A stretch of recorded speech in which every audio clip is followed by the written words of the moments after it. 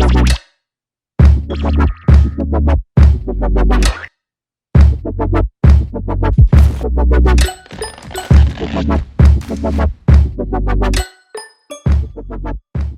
I'll just do a very quick sort of how to deadlift for all you lovely people today.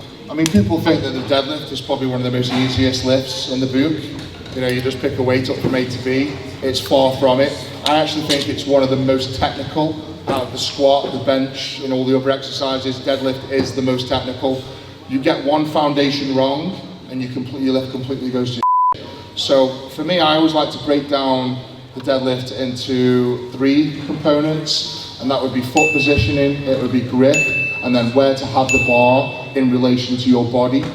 Now, what I found over the years is that people get in these absolutely stupid ideas that certain foot positions are better, gives you a bit more power. Nice and easy, you know. If everyone just stand up for me, I'll just do one little example. Foot positioning for a deadlift, right? Nice and easy. I would say for me, it's going to be shoulder width plus ½ inch to 1 inch. And then, let's put it this way, right? So let's stand really narrow, okay? And then I want you to rock left and right. So swap your body weight onto one foot and then the other, like to the point where you are exactly like that. You're catching your body weight. And that's the point I'm trying to make. If you go a nice shoulder width stance and sway left to right, you're a lot more sturdier. You're not trying to catch your body weight. You know, everything's more solid. So that's my advice there, is shoulder width plus ½ inch to 1 inch. That means you're solid. And all that means you can put all the power down through the floor. Foot positioning as well. Some people like to turn the toes out, turn the toes in. And again, everybody turn the toes out like a frog. Rock forward and backward. And I can see people already trying to catch the body weight, you know, and that tells me that you're not stable. So, feet straight like you're on train tracks. Okay, and do it again. And how much more stable is that? You're not doing for yourself, catching yourself as much. So, create that foundation, and that's where you can put as much power as you can through the heels. So, feet shoulder width apart, plus ½ inch or 1 inch. Feet locked straight. Don't put them in, don't put them out like they're on train tracks. The second one would be grip. Now grip's a very important one. Now over and under, that's totally down to you, it doesn't make any difference to me. But what I'll say is, if you're gripping the bar narrow, then you're giving yourself, sorry guys, you can all sit down now. If you're gripping the bar narrow, then you're actually making the lift a lot harder for yourself, because you're fighting against your own muscle mass. So, I mean, if you think about it, if you're all crumped up here and you're trying to lock the bar and get your shoulders back, if you've got a narrow grip, you're making it a lot harder for yourself. If you've got a wide grip, you're able to literally, it sounds daft, but you're able to sort of like droop your shoulders, let them dislocate a little bit, and it makes the lift that much easier just to get your shoulders back. Also, you're not fighting all the muscle in your chest and your armpits. I even went to the point of putting Vaseline in my armpits just to reduce the friction. So when I'm standing up, I've got no friction under my arms, like against my body. And that, you know, that might seem stupid, like, oh, fuck, why is he putting Vaseline in his armpits? But let's say if that takes 1% onto your max deadlift, when you get up to my sort of numbers, that's 5 kilo. You know, that's 1%. The grip, that might be another 1%, but again, that's then 10 kilo. It's just all these little tips and tricks that add up, you know, add these little 1%, because at the end of the day, when you get to the top of the game, it's these tiny little tips and tricks that can make a big difference to your lifting. And then the third, so we've done the foot base, we've done the grip. Let me just prove something to you with the grip. Ed, would you mind just holding the mic to me whilst I do this? So if I'm going to deadlift with a narrow grip, okay, I want you to watch how much the bar travels from the knees to lockout, okay? It's about, from memory, it's like 6 or 7 inches, so I've heard. From there to there, okay? And look how bunched up I am, and look how much the bar travels as well, from there to there. It's very awkward. If I hold the bar just literally a few inches wider either side, from the knees, look how much less travel that is. It's about 2 inches less travel, and I can get my arms back that much easier. So that makes a huge difference. Thank you, Ed. Cheers, buddy.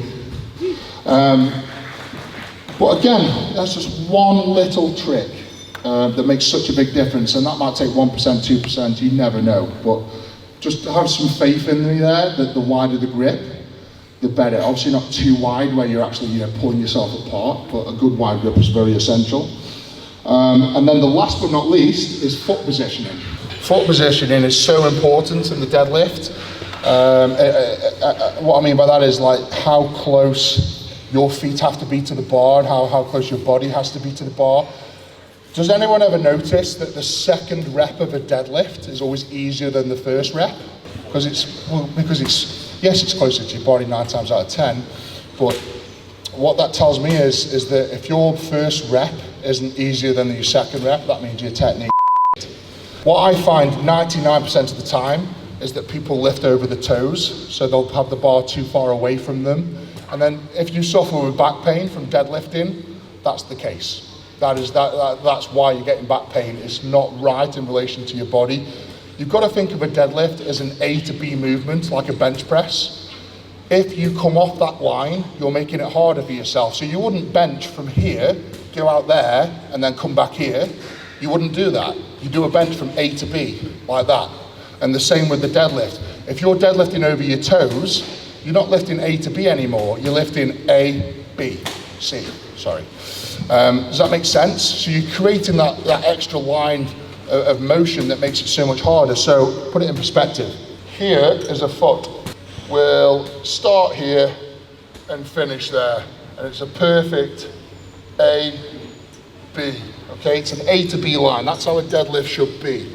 If you're pulling over your toes, too far away from your body, that then goes A to B to C, say.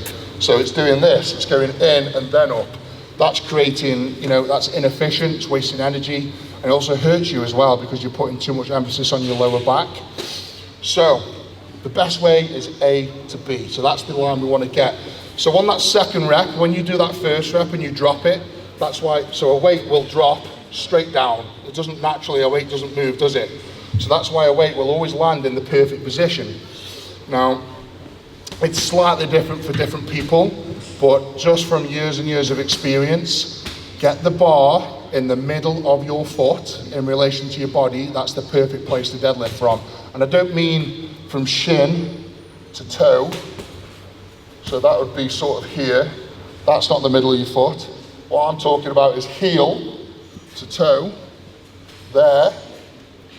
That is where the bar should be, in the middle. So you have to physically stand over the bar, turn to the side, and get that bar in the middle of your foot. That's where you should deadlift from. And if you're deadlifting over your toes, you're going ABC. You're deadlifting too close, you're going ABC. Middle of your foot is that A to B motion. And it makes such a huge difference. And I was stuck deadlifting 420 kilo for about 4 years. I couldn't get past 420 kilo. And then I took a massive step back, reevaluated my technique, broke it all down, realized that I was pulling too far over my body, out towards my toes, getting a lot of back pain. And I just broke it all down, started doing all this more technique stuff, sort of getting it in the middle of my foot. And you've got to trust the process, because I'll say this to people, they'll get it in the middle of the foot, they'll grip the bar, move it out 2 inches, then pull. It doesn't work like that. You've got to get it in the middle of the foot, grip the bar, and up your pull. Can I just get one person to sort of, there we go, got a hand up here. So deadlift as you would deadlift, please. Just walk up to the bar, okay?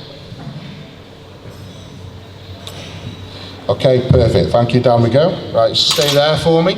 So, and I'm not kidding, this is where she was deadlifting the bar from. Okay, literally just in front of her toes. And that, so you suffer with back pain, that's why, because you're leaning over so much, you're not using your quads, you're using your glutes and your lower back, and that's why you'll get a lot of problems. So,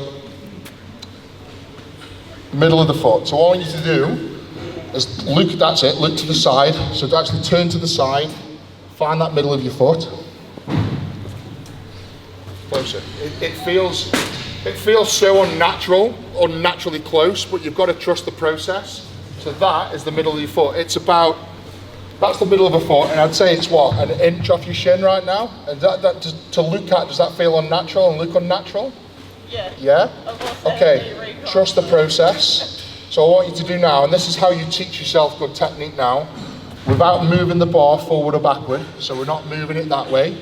Right, you've got to think now, the bar should only move A to B, no other direction. So what we need to do is bend over and grip the bar without moving it forward or backward.